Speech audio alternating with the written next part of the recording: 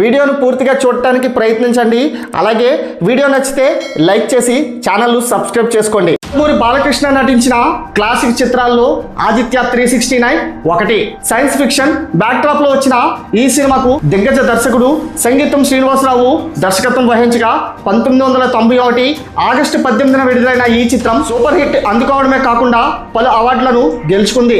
ఈ చిత్రం భారతీయ సినిమాలో మొట్టమొదటి ట్రైన్ ట్రావెల్ చిత్రంగా పరిగణించబడుతుంది.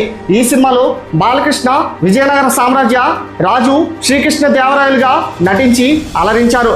అయితే ఈ సినిమా వచ్చిన 34 ఏళ్ల తర్వాత ఏప్రిల్ 11న ఈ మూవీని మళ్ళీ రిలీజ్ చేయబోతున్నట్లు చిత్ర బృందం ప్రకటించింది.